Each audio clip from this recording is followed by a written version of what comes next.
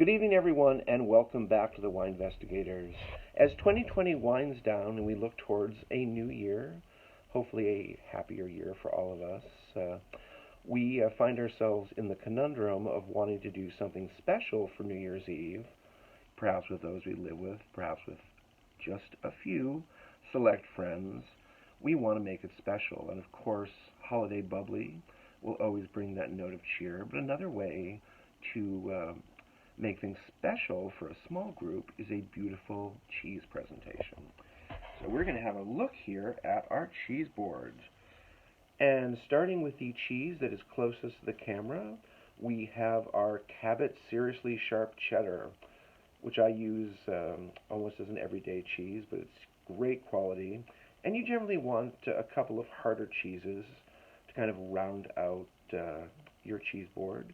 Next to that is a beautiful Bleu d'Auvergne. This is from central France, obviously inoculated with mold to give it that beautiful blue cheese flavor. And then right next to it is a Cranberry Wensleydale.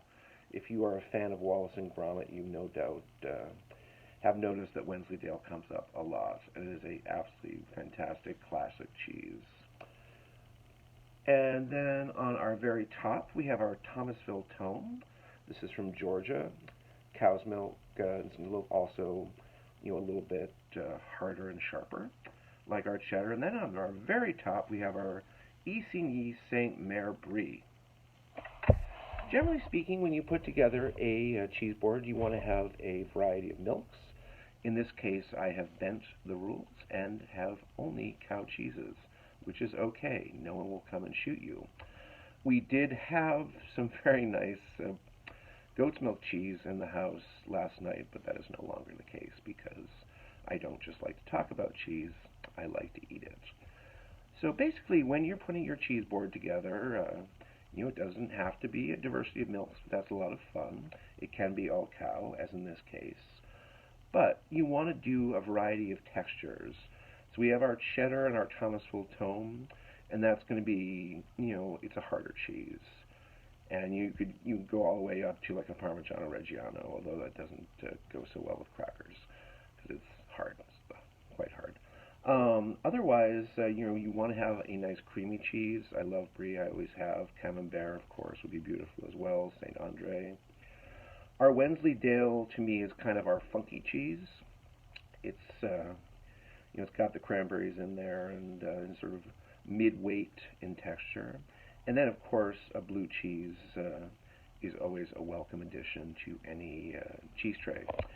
Thinking about pairing with cheeses, I think sparkling wine pretty much pairs with everything, which is one of the most beautiful aspects of it. But, it's sparkling wine, you're not going to go wrong with this. And that could be Prosecco. I think a lot of the mass market Prosecco out there is not great. I love Prosecco. So if you have a preferred wine store, talk to your person there and find out what kind of Prosecco they dig and think is actually really nice quality. Cava in general, of course there's, dicey Cava out there, but I think quality to price, again, talking to someone in your local wine store, they can steer you in the direction of a sparkling Cava you'll really love. I am particularly fond of the Raventós y Blanc cavas. Those are beautiful and quite reasonable.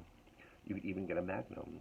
And if you're talking about champagne, there's a great deal of, variance in weight of champagnes. You can go anywhere from something like a Pierre Piers, which is going to be really bright and lemony, and on the lighter side, all the way to a style like Krug, where you're going to get, a lot of weight. It's much more brioche, richer. You even get some sort of vegetal notes, and everything in between. But you really can't go wrong. I always advise looking for smaller producers. Of course, the big ones are great. Most of them. I'm not a huge Veuve Clicquot fan, but otherwise, Taittinger, Krug, any of the classic houses, you're going to get Biacard Salmon, Bollinger, you're going to get a really nice bottle. But I really like looking for smaller producers in Champagne, both for price point and also just interest. Pierre Peters is a good example. Bruno Paillard, and they're smaller. Often they're growing their own grapes and producing the wine, so that is a savings right there, I guess. And I just like them. There's a little bit more soulful. And at the higher end of the price range, there are the special club wines you find in Champagne, and wonderful producers like Jacques Salas, Ulysse Collin, and those are very singular wines, but perfect for a celebration. So in any case, I wish all of you a much better 2021 than we've had this year in 2020, and remember to keep finding little ways to make life special, even in the midst of a lot. Happy New Year.